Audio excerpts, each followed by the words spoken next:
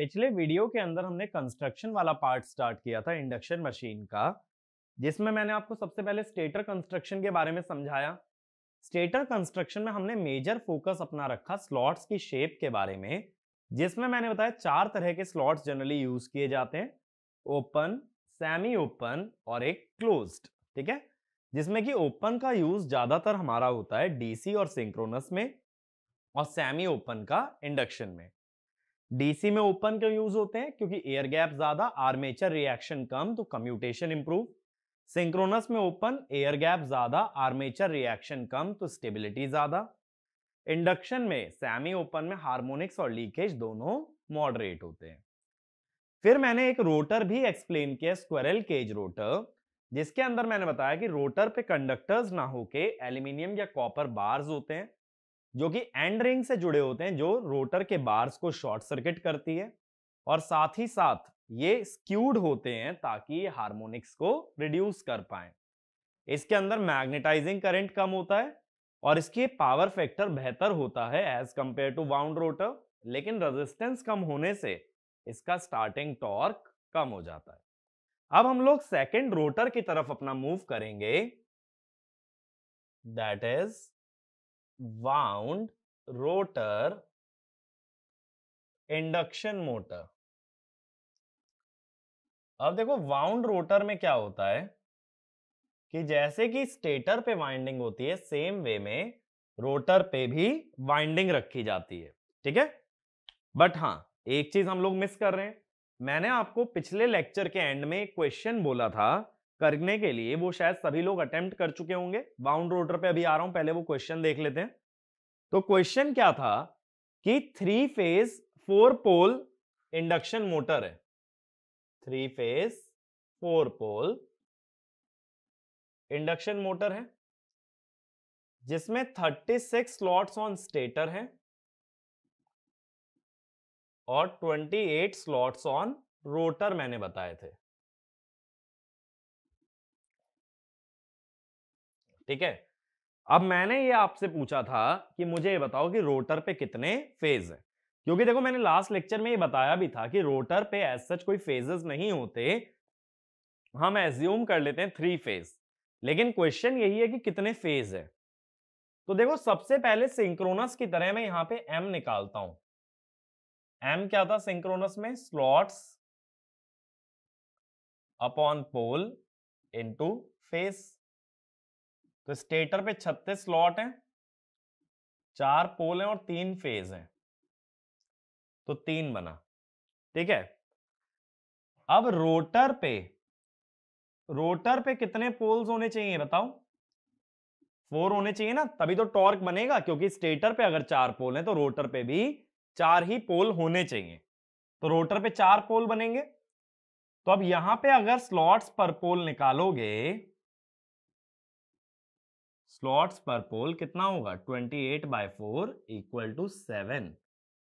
अब बात है 7 स्लॉट्स में कितने फेज आएंगे। हमें ये सोचना है, जैसे देखो यहां पे एक फेज को 3 स्लॉट मिले एक पोल के नीचे, 36 स्लॉट 4 पोल में बटे थे, तो हर पोल में 9 स्लॉट आ गए, जिनमें 3 स्लॉट तुमने हर फेज को दे दिए।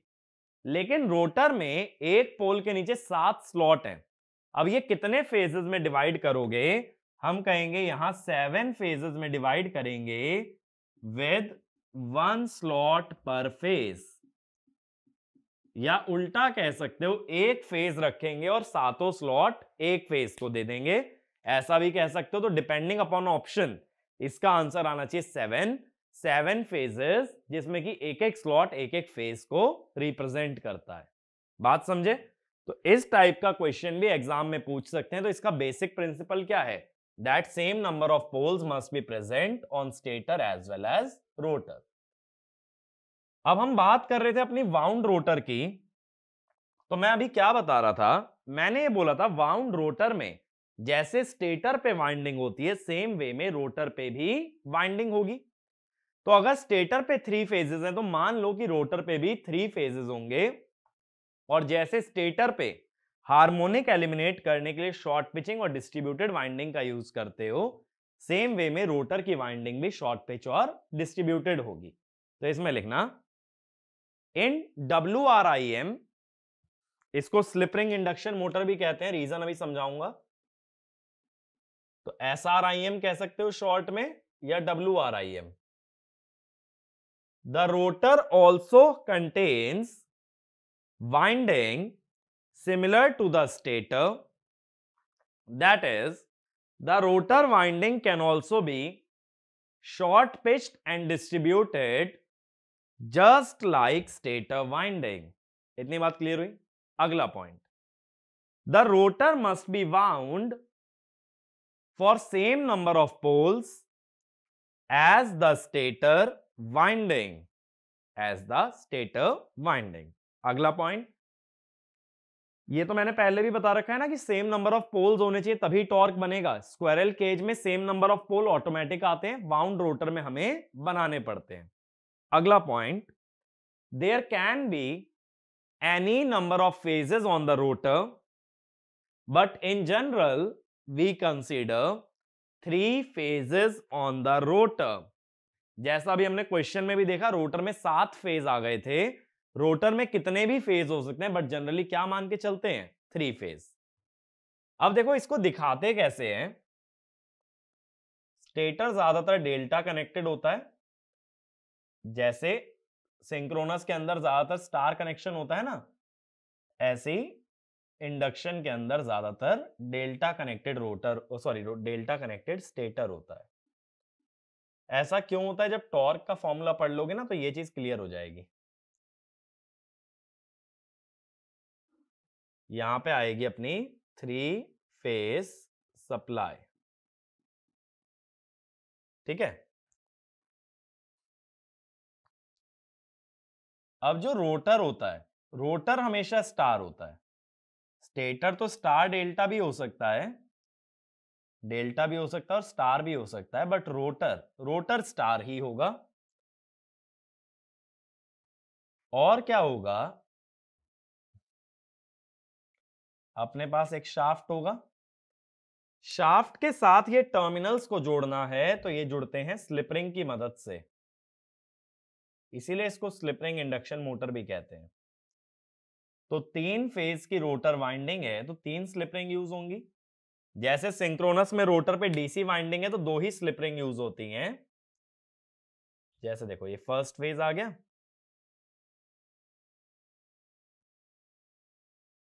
या इसको ऐसे कर लो, सबसे आगे ले लो, ये फर्स्ट फेज आ गया, ये सेकंड फेज आ गया,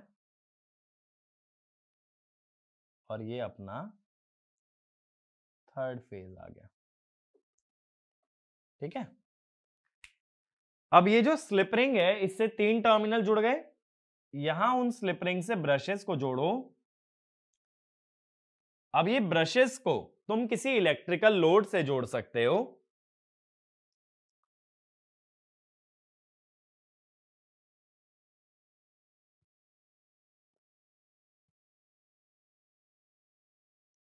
कैसे, देखो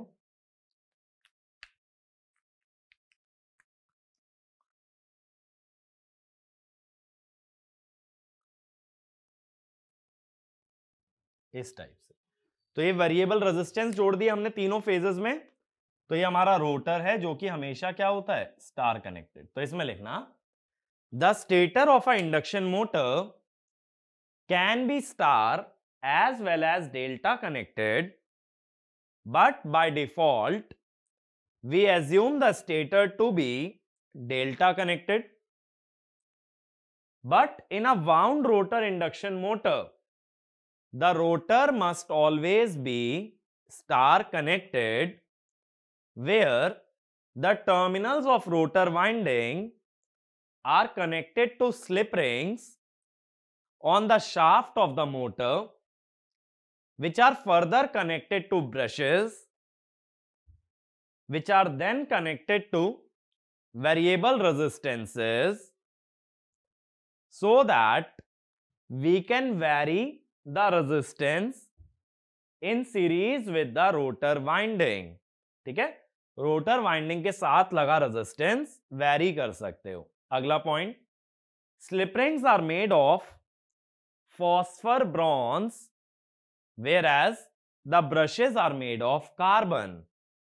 ठीक है, मैं यहां मार्क भी कर देता हूं, these are your slip rings. ठीक है, स्लिप रिंग्स बनती हैं फॉस्फर ब्रॉन्ज से और ब्रशेस बनते हैं हमारे कार्बन से। ये बात मेरी क्लियर हुई कि किस तरह से कंस्ट्रक्शन चल रही है हमारी। ये याद रखना, रोटर हमेशा किस में है, स्टार में, और तीनों टर्मिनल किस पे जाके खत्म होते हैं, स्लिप रिंग पे। तो इसको वाउंड रोटर या स्लिप रिंग इंडक्शन मोटर कुछ भी कह सकते हो। अब एक क्वेश्चन बना के लिख लो छोटा सा, what are the functions of external resistance in a slip ring induction motor. External resistance का क्या क्या पर्पस है। सबसे पहला लिखो, by connecting an external resistance we can limit the starting current in the motor. Resistance add करके impedance बढ़ा सकते हो। इंपीडेंस अगर बढ़ गई तो तुम स्टार्टिंग करंट को लिमिट कर सकते हो। जैसे डीसी मशीन में 3 पॉइंट स्टार्टर था, उसमें भी तो यही करते थे, रेजिस्टेंस इंसर्ट कर देते थे, धीरे धीरे रेजिस्टेंस हटाते जाते थे जैसे जैसे मोटर स्पीड पकड़ती है। सेम वे में इंडक्शन मोटर में भी स्टार्टिंग में रेजिस्टेंस ऐड करके स्टार्टिंग करंट को लिमिट कर सकते हो। अगला लिखो, by increasing the rotor resistance by means of external resistance we can increase the starting torque। अभी मैंने बताया था स्टार्टिंग टॉर्क पिछले वीडियो में कि that it is proportional to rotor resistance. अगर वो रोटर रेजिस्टेंस के प्रोपोर्शनल है तो रेजिस्टेंस बढ़ाने के लिए सीरीज में एक्स्ट्रा रेजिस्टेंस जोड़ दो। और यही ड्रॉबैक था स्क्विरल केज इंडक्शन मोटर का कि उसका रोटर का रेजिस्टेंस छोटा होता है, जिस कारण से उसका स्टार्टिंग टॉर्क भी स्मॉल होता है। यहां स्टार्टिंग टॉर्क हाई रख सकते हो bye connecting an external resistance. ठीक है, ये वाला पॉइंट क्लियर हुआ। अगला पॉइंट लिखना, by connecting an external resistance we can improve the power factor. We can improve the power factor. कैसे, देखो पावर फैक्टर कैसे लिखोगे, R by Z, but R की जगह क्या आ जाएगा, R2 plus are external. Z भी बढ़ेगा आर लगाने से, बट ओवरऑल रेशियो हमारा इंक्रीज हो जाता है। अगला point, if external resistance remains connected even after starting the motor then it can be used for speed control. ठीक है, आगे चल के जब स्पीड कंट्रोल पढ़ेंगे ना, तब मैं यही मेथड को एक मेथड की तरह भी ट्रीट करूंगा कि एक्सटर्नल रेजिस्टेंस जोड़ के भी स्पीड को कंट्रोल किया जा सकता है। ठीक है, तो अगला पॉइंट लिखो, due to more air gap between stator and rotor it has more leakage flux and hence less torque is produced as compare to squirrel cage induction motor. इसके अंदर ज्यादा एयर गैप रखते हैं क्योंकि रोटर पे winding है, तो rotor का सरफेस स्मूथ नहीं है। स्क्विरल केज में रोटर पे रॉड्स रखी थी, रॉड रखी होने से उसका सरफेस स्मूथ था। यहां सरफेस स्मूथ ना होने के कारण इसके अंदर एयर गैप ज्यादा रखते हैं। एयर गैप ज्यादा होने के कारण इसका लीकेज भी ज्यादा होता है, और ज्यादा लीकेज का मतलब टॉर्क कम होना। ठीक है, टॉर्क बढ़ा सकते हो एक्सटर्नल रेजिस्टेंस लगा के, नो डाउट, तो टॉर्क बढ़ाने का तरीका अलग है। अब देखो, हमने दो तरह के रोटर पढ़ लिए, स्क्विरल केज और वाउंड रोटर। अब जरा कंपैरिजन करें एक बार कि किसमें क्या बेटर होता है। तो ऐसा कर लेते हैं, समराइज करने के लिए ना टेबल फॉर्म में बना लेते हैं।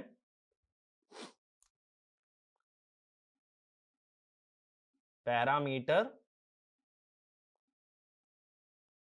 फिर squirrel cage induction motor, slip ring induction motor,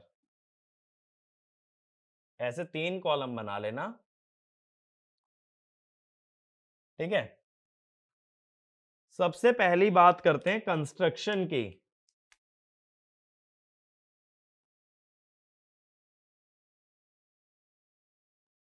construction किसका इजियर है भाई, स्क्विरल केज या वाउंड रोटर? वाउंड रोटर या स्लिप रिंग का इजी पड़ता है और इसका डिफिकल्ट। ठीक है, इजी इसलिए क्योंकि स्टेटर और रोटर का कंस्ट्रक्शन एक जैसा है, तो सिर्फ हमें क्या करना है, एक कोर बनाना है रोटर का जिसमें सीधा सीधा वाइंडिंग इंस्टॉल कर देना है। लेकिन स्क्विरल केज में जो स्लॉट्स बनेंगे उसके अंदर पूरे पूरे बार्स लगेंगे, उन्हें दोनों तरफ से शॉर्ट सर्किट किया जाएगा, तो construction is simpler for wound rotor. ठीक है, मेंटेनेंस, मेंटेनेंस इसका लेस होता है, इसका मोर होता है, क्योंकि देखो ज्यादा पार्ट है। स्लिप रिंग इंडक्शन मोटर के अंदर तुम्हारी स्लिप रिंग भी है, ब्रशेस भी हैं, जो कि लगातार वियर और टीयर एक्सपीरियंस करेंगे, जिसकी वजह से उन्हें लगातार तुम्हें चेंज करना पड़ेगा। तो इसीलिए मेंटेनेंस या मेंटेनेंस कॉस्ट ज्यादा आता है स्लिप रिंग इंडक्शन मोटर में। फिर आई म्यू की बात कर लो। आई म्यू इधर कम होता है क्योंकि कम एयर गैप है, इधर ज्यादा होता है। ठीक है, लीकेज, लीकेज इधर लेस होता है, इधर मोर होता है। ठीक है, स्टार्टिंग करंट, एक्सटर्नल रेजिस्टेंस लगा के इधर कम हो जाता है, स्टार्टिंग करंट इधर ज्यादा होता है। स्टार्टिंग टॉर्क इधर कम रहता है और इधर ज्यादा आ जाता है एक्सटर्नल रेजिस्टेंस की मदद से। तो मेनली ये हमारे डिफरेंसेस आ जाते हैं in case of squirrel cage और वाउंड रोटर या स्लिप रिंग इंडक्शन मोटर। ऐसे भी एक और कंपैरिजन कर सकते हो, रनिंग कंडीशन या रनिंग कैरेक्टरिस्टिक, तो इसकी बेटर होती है और इसकी पुअर होती है। कंपैरेटिवली कह रहा हूं, ऐसा मत सोचना खराब है मोटर, ठीक है, या ऐसा कह दो इसकी गुड है तो उसकी बेटर है, वरना बाद में सोचोगे कि मशीन खराब है। मशीन बुरी नहीं है, बट स्क्विरल केज के अंदर रनिंग कंडीशन ज्यादा अच्छी होती है as compare to wound rotor, और वाउंड रोटर की स्टार्टिंग कंडीशन ज्यादा अच्छी होती है as compare to squirrel cage. दूसरा क्या होता है ना, कि स्क्विरल केज का रोटर बड़े बड़े सरिये से या रॉड से या बार से बना है, इस कारण से उसका खराब होने का चांस कम होता है, तो उसे बोल देते हैं मोर रगेड कंस्ट्रक्शन, यानी कि वो झटका, ओवरलोड, ये सारी एबनॉर्मेलिटीज ज्यादा इजीली झेल सकती है as compare to slip ring induction motor. तो एक पॉइंट ये भी लिख लेना, squirrel cage induction motor has more rugged construction as compared to slip ring induction motor। तो ये छोटे छोटे डिफरेंसेस जो है ना एग्जाम के अंदर पूछे जा सकते हैं 1 मार्क क्वेश्चन के अंदर, तो ये ध्यान रखना, ये काफी कॉमन क्वेश्चंस है कि स्क्विरल केज और वाउंड रोटर में डिफरेंस कहां पे आता है। एनालिसिस वाइज देखो कोई डिफरेंस नहीं आएगा, जैसे सिंक्रोनस में तो हमने अलग अलग पढ़ा है ना, सिलेंड्रिकल और सेलिएंट पोल, यहां कुछ अलग नहीं होता, यहां पूरा एनालिसिस एक साथ चलेगा, बस दोनों की कंस्ट्रक्शन अलग अलग है, इतना इन दोनों में डिफरेंस है, बट मैथमेटिकली न्यूमेरिकली सब चीजें सेम आने वाली हैं। अगला हेडिंग डालना, types of mechanical load, types of mechanical load. अब कितनी तरह के मैकेनिकल लोड होते हैं जो कि किसी मोटर से जोड़े जा सकते हैं, चाहे फिर वो डीसी मोटर हो चाहे फिर वो इंडक्शन मोटर हो। सबसे पहला होता है इनवर्स लोड। इनवर्स लोड का मतलब ये होता है कि ये लोड का जो टॉर्क है वो स्पीड के साथ इनवर्सली वैरी करता है, और ये कौन से टॉर्क की बात कर रहा हूं मैं, लोड टॉर्क की, तो ये हाइपरबॉलिक बन जाता है। ठीक है, तो इसके एग्जांपल लिखो, लोकोमोटिव, क्रेन। लोकोमोटिव पहला, लोकोमोटिव माने जैसे ट्रेन्स होती हैं, अगला crane, elevator, rolling mill, conveyor belt, drilling machine और शीयरिंग मशीन, शीयरिंग मशीन। अगला लोड लिखो, constant torque load, constant torque load.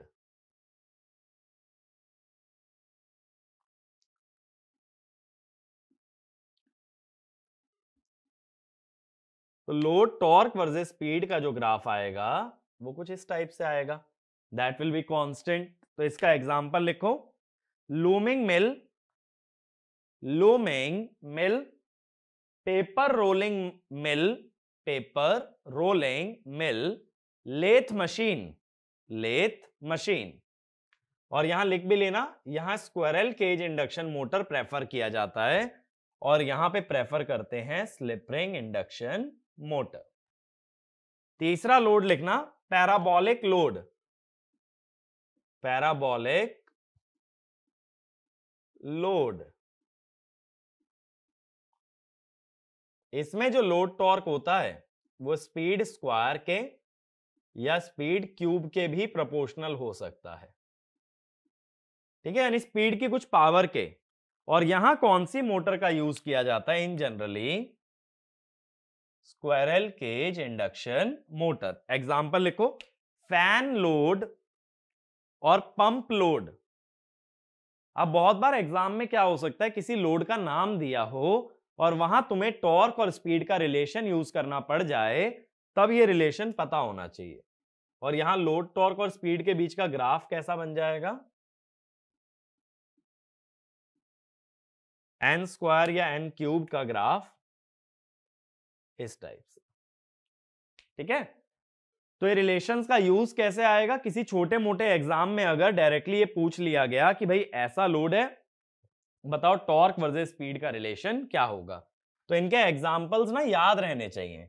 But get के अंदर अक्सर क्या होता है, गेट या ईएस के अगर कन्वेंशनल की ही मैं बात करूं, कि अगर इस टाइप का लोड गिवन होता है, ज्यादातर तो देखो फैन लोड होता है, फैन के अंदर हम जानते हैं कि torque is proportional to square of speed. वरना जनरली क्या होता है, खासकर गेट के अंदर, कि ये रिलेशन ना तुम्हें दे देता है, वो ऐसा ही बोल देगा, the motor drives the fan load where the torque is proportional to square of speed. ऐसा डेटा वो दे देता है, ऐसा डेटा याद करके नहीं जाना पड़ता। बट अदर एग्जाम्स के अंदर इस पे डायरेक्ट क्वेश्चन भी बन सकता है, तो ये चीजें याद होनी चाहिए, ठीक है। मेरी बात क्लियर हुई? अब हम नेक्स्ट टॉपिक पे आ रहे हैं, रोटर फ्रीक्वेंसी। अब देखो, इंडक्शन मशीन का जितना भी ऑपरेशन हम समझ चुके हैं, उसको मैं न्यूमेरिकल एक्सप्रेशंस के अंदर बेसिकली ट्रांसलेट करने वाला हूं कि किस तरह से उससे कोई फॉर्मूला डिराइव हो सकता है, कोई कॉन्सेप्ट हम लोग सीख सकते हैं। अभी तक सारी बातें सिर्फ कंसेप्चुअली हुई हैं, तो एक बार ना जल्दी से हम लोग वर्किंग को रिविजिट कर लेते हैं, फिर आगे बढ़ेंगे, ठीक है। सबसे पहले क्या होता है, स्टेटर पे एक 3 फेज सप्लाई लगती है जो कि एक रोटेटिंग मैग्नेटिक फील्ड बनाती है, और वो मैग्नेटिक फील्ड घूमती है ns स्पीड से, ऐसा ही होता है। फिर क्या होता है इसके बाद, ये मैग्नेटिक फील्ड रोटर के कंडक्टर्स को कट करती है, और रोटर के कंडक्टर्स को कट करने से उनके अंदर ईएमएफ बनाती है। इतनी बात भी क्लियर है। अब ये ईएमएफ बनाती है, इससे रोटर में करंट प्रोड्यूस होता है, करंट से बनता है टॉर्क, और टॉर्क बनने से रोटर उसी डायरेक्शन में घूमना स्टार्ट करता है जिस डायरेक्शन में मैग्नेटिक फील्ड घूमती है, ठीक है। तो अब हम यहां पे क्या कहते हैं कि स्पीड ऑफ, ये मैं दोबारा नहीं लिखवा रहा हूं, वर्किंग एक बार लिखवा चुका हूं, speed of stator magnetic field equal to ns, और speed of rotor equal to nr। अब यहां देखो, एक टर्म डिफाइन करते हैं जो अभी तक हमने डिफाइन नहीं किया, दैट इज स्लिप, ठीक है, स्लिप। इसको लिखते हैं ns minus nr by ns। और अगर मैं इसका जनरल फॉर्मूला तुम्हें बताऊं, ये तो स्पेसिफिक हो गया। यहां पे क्या होता है, ns माइनस nr कहलाता है स्लिप स्पीड, या ये समझ लो रिलेटिव स्पीड, ठीक है। तो स्लिप क्या कह सकते हो, it is per unit value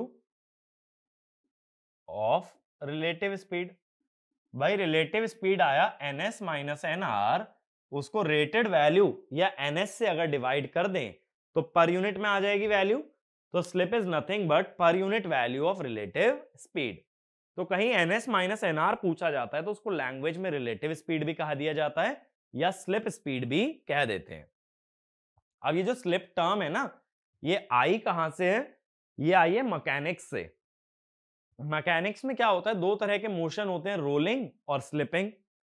rolling तब होता है जब रोटेशनल स्पीड और लीनियर स्पीड इक्विवेलेंट होते हैं, और स्लिपिंग में जब दोनों इक्विवेलेंट नहीं होते तब स्लिपिंग कहते हैं। तो सेम चीज यहां हो रही है, जब रोटर और मैग्नेटिक फील्ड का स्पीड सेम नहीं है तो हम ये कह देंगे rotor is slipping with respect to the stator magnetic field. दोनों सिंक्रोनिज्म में नहीं चल पा रहे, यानी रोटर उतनी ही स्पीड से नहीं घूम पा रहा जितनी स्पीड से हमारी मैग्नेटिक फील्ड घूम रही है।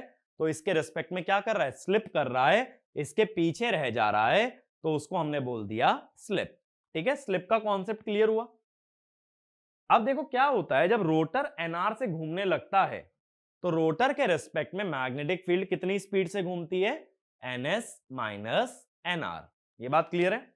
तो एक पॉइंट लिखना, as the stator magnetic field rotates at ns and the rotor rotates at nr in the same direction, the relative speed of magnetic field with respect to conductor is ns minus nr। अब एक चीज देखो,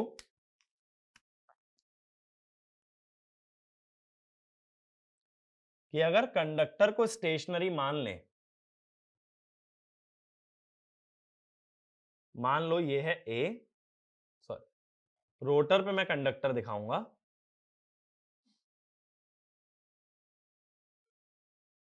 ये मान लो ये है ए और ये है ए डैश, सपोज ऐसा है, ये स्टेटर की मैग्नेटिक फील्ड है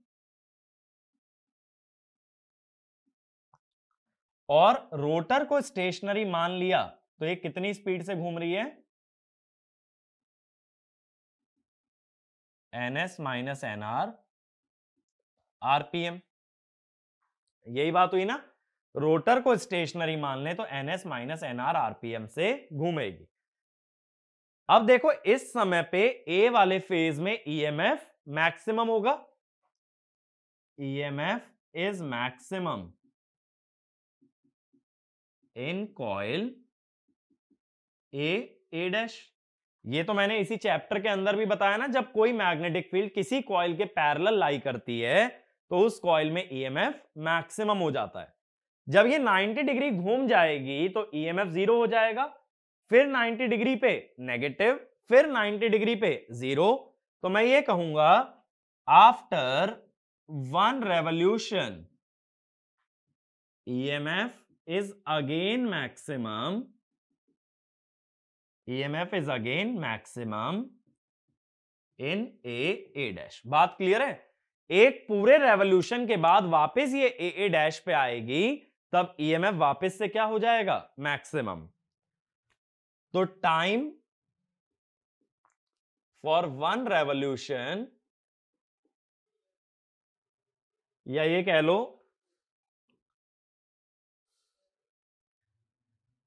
टाइम फॉर वन रेवोल्यूशन निकाल तो सकते हो, चलो टाइम ही निकाल लेते हैं, एक काम करते हैं, टाइम फॉर वन रेवोल्यूशन ये कह रही है 60 सेकंड में कितने रेवोल्यूशन है, ns माइनस एनआर। तो एक रेवोल्यूशन कितने में होगा, 60 बाय ns माइनस एनआर। ऐसा सोचो एक मिनट में 10 रेवोल्यूशन है, तो एक रेवोल्यूशन कितने टाइम में हुआ, 10 बाय 60। ठीक है, 10 बाय 60 हुआ, तो एक रेवोल्यूशन, एक सेकेंड देखो मैं ये कह रहा हूं 10 रेवोल्यूशन इन 1 मिनट, तो 1 रेवोल्यूशन कितने में हुआ, 60 बाय 10। सेम लॉजिक मैंने यहां लगाया, time for one revolution is 60 by ns minus NR. तो ये टाइम पीरियड क्या हुआ, 60 बाय ns माइनस nr, तो फ्रीक्वेंसी क्या हुई? ns minus nr by 60। लेकिन अगर इलेक्ट्रिकल फ्रीक्वेंसी की बात करो, ये तो क्या हुआ? मैकेनिकल हुआ ना, स्पीड तो मैकेनिकल थी। इलेक्ट्रिकल कैसे आओगे मैकेनिकल से? p बाय 2 मल्टीप्लाई करके।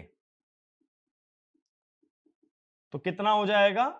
p by 120 ns minus nr। और ये तो तुम डायरेक्टली भी जानते हो कि स्पीड से फ्रीक्वेंसी में कैसे आते हैं, p बाय 120 करके, और फ्रीक्वेंसी से स्पीड में कैसे जाते हैं, 120 बाय p करके। जब मैंने सिंक्रोनस स्पीड पढ़ाया था तब मैंने एक चीज बताई थी, सिंक्रोनस स्पीड का फिजिकल सिग्निफिकेंस क्या है? ये इलेक्ट्रिकल फ्रीक्वेंसी को आरपीएम में कन्वर्ट करता है या आरपीएम को इलेक्ट्रिकल फ्रीक्वेंसी में। तो रोटर में कितनी फ्रीक्वेंसी इंड्यूस होगी? p by 120 ns minus nr। तो मैं ये कहता हूं भाई, रोटर की फ्रीक्वेंसी है p by 120 ns minus nr, और ns क्या है? ns है सिंपली 120 f बाय p, जबकि ये f क्या है? f is the stator frequency. ठीक है, तो f रोटर, f से इसको मल्टीप्लाई डिवाइड कर दो,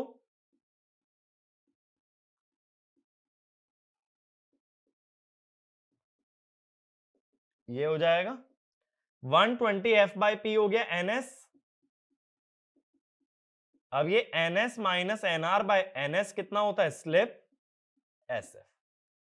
इसीलिए देखो मैंने ये बोला भी था कि रोटर की फ्रीक्वेंसी और स्टेटर की फ्रीक्वेंसी बराबर नहीं होती, जब मैंने ट्रांसफॉर्मर से कंपेयर किया था, जबकि ट्रांसफॉर्मर में प्राइमरी और सेकेंडरी फ्रीक्वेंसी सेम होती है। ठीक है, तो ये जो स्लिप आएगी फ्रीक्वेंसी इससे स्केल हो जाएगी। जनरली ये स्लिप 1 से छोटी होती है, इसीलिए रोटर की फ्रीक्वेंसी स्टेटर से कम होती है। तो एक पॉइंट ये लिखना, in case of induction motor the stator and rotor frequency are unequal, so if s is less than 1, rotor frequency is generally smaller as compared to stator frequency, smaller as compared to stator frequency। ठीक है ना, आगे की बात करते हैं। ये clear हुआ रोटर में कितनी फ्रीक्वेंसी इंड्यूस होती है? बहुत अच्छे से याद रखना है, आगे के लिए एसएफ काफी काम आएगा, क्वेश्चंस के अंदर भी काफी ज्यादा यूज होता है एसएफ का। अब देखो पूरी कहानी समझते हैं step by step. Step 1, 3 phase supply, पूरी स्टोरी की तरह सुनना। 3 फेज सप्लाई स्टेटर पे लगी, इससे एक रोटेटिंग मैग्नेटिक फील्ड बन गई,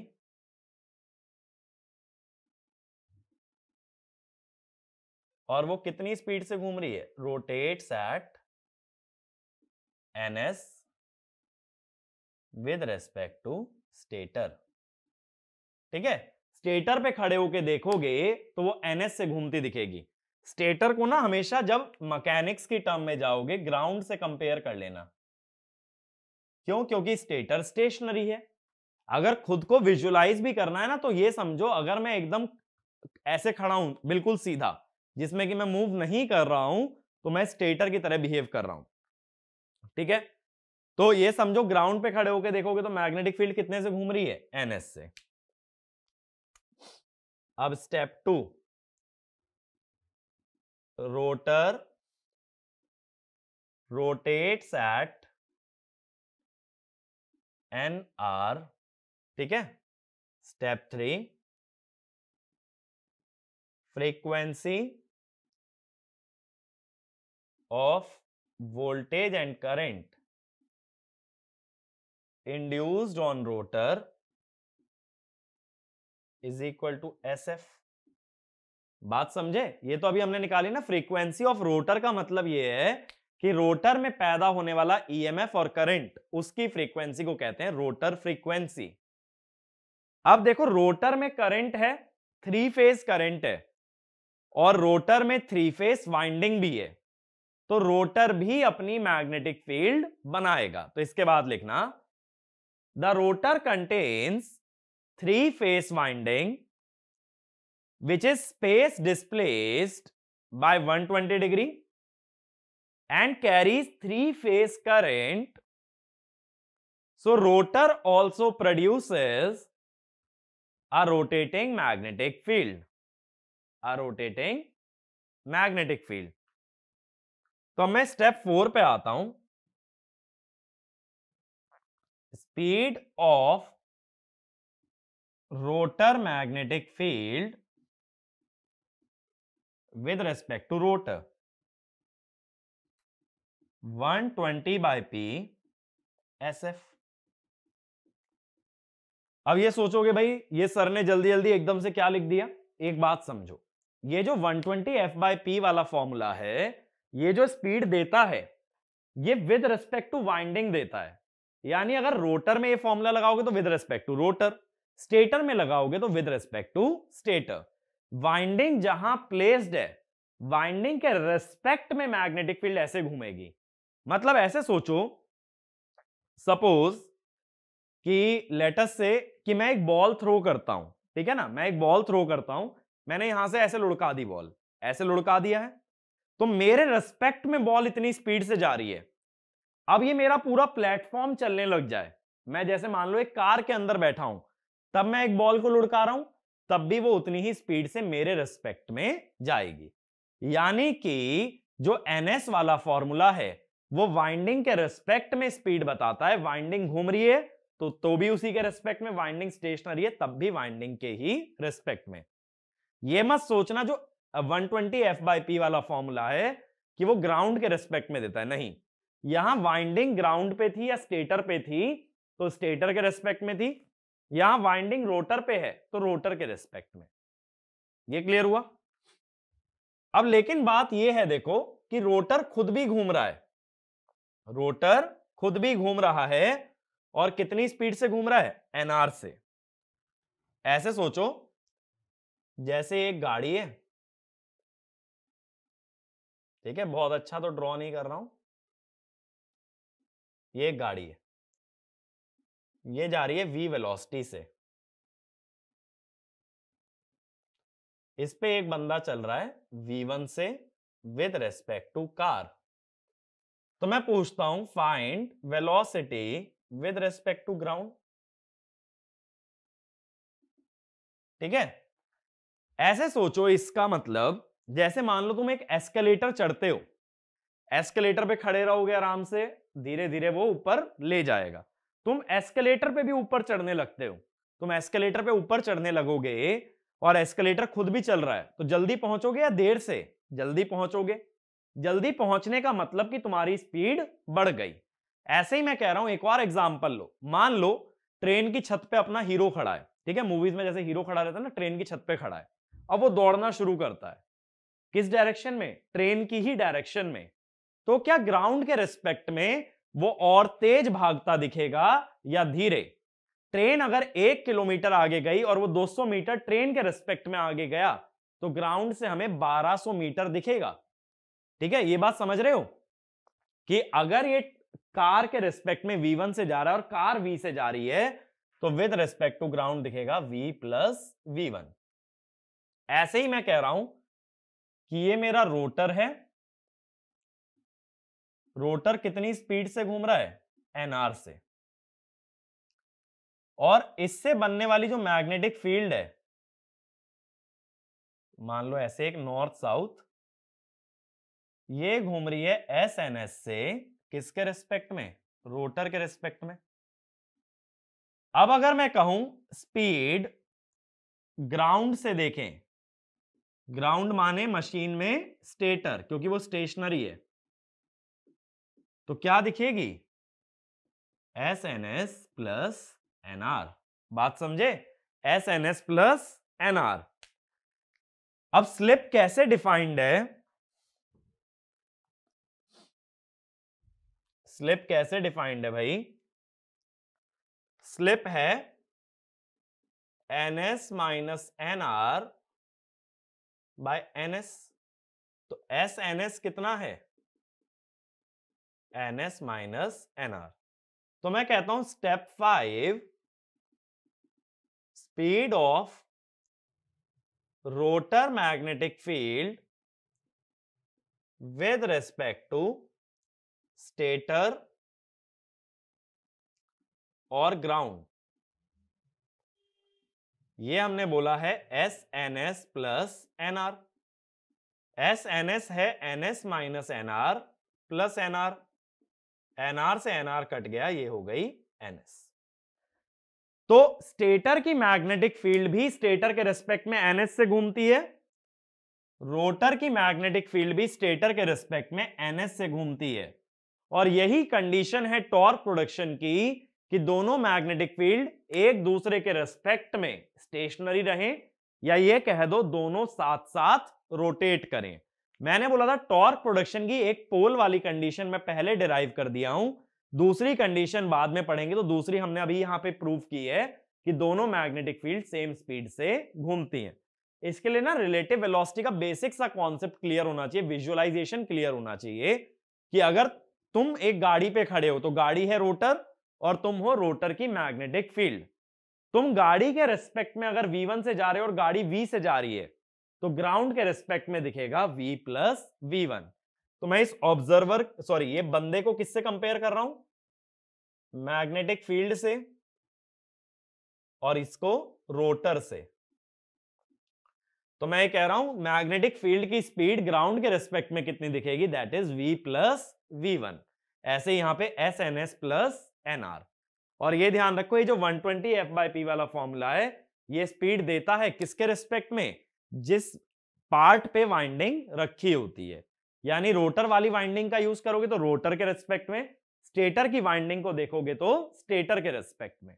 तो वाइंडिंग के रेस्पेक्ट में ये फॉर्मूला होता है 120 F/P। बात मेरी क्लियर हुई? सारी स्पीड क्लियर हो गई? कितनी स्पीड से मैग्नेटिक फील्ड घूमती है? ns। कितनी स्पीड से रोटर घूमता है? nr। कितनी स्पीड से रोटर की मैग्नेटिक फील्ड रोटर के रेस्पेक्ट में घूमती है? sns। और कितनी स्पीड से स्टेटर के रेस्पेक्ट में घूमती है? ns। तो इसमें एक पॉइंट लिख लेना, hence both magnetic field rotate at the same speed, so steady electromagnetic torque can be produced. ठीक है, टॉर्क प्रोडक्शन की ये कंडीशन है। तो अब देखो इस लेक्चर को हम लोग यहीं पे वाइंड अप कर रहे हैं। तुम्हें क्या करना है? अब तुम्हें एक बार ना ये रोटर फ्रीक्वेंसी वाला कॉन्सेप्ट पूरा दोबारा से रिवाइज करना है, बहुत अच्छे से सोचना है, विजुअलाइज करना है, सिनेरियोज इमेजिन करो रिलेटिव स्पीड वाले। मैं ये मानता हूं काफी लोग अब तक रिलेटिव स्पीड का कॉन्सेप्ट 11th वाला भूल गए होंगे, तो एक बार सोचो, उसको अगर विजुअलाइज कर पाओगे तो ये सब चीजें बहुत आसान है। ठीक है, बहुत ही ज्यादा आसान है, इसके अंदर कुछ भी नहीं है, सिर्फ थोड़ा सा हमें विजुअलाइजेशन की जरूरत है। ठीक है, तो आगे की बातें नेक्स्ट वीडियो में करेंगे, बट इतना नॉलेज अच्छे से क्लियर कर लो। और इसमें कोई परेशान होने वाली बात नहीं है, ज्यादातर जनता को इस चीज को ग्रास्प करने में इस वीडियो को एक बार से ज्यादा देखना पड़ेगा। तो इसमें घबराना मत, देखो इसको मल्टीपल टाइम्स देखो, बट इस चीज को अपने माइंड के अंदर अच्छे से सेट करना है। तो मिलते हैं नेक्स्ट वीडियो में। Thank you.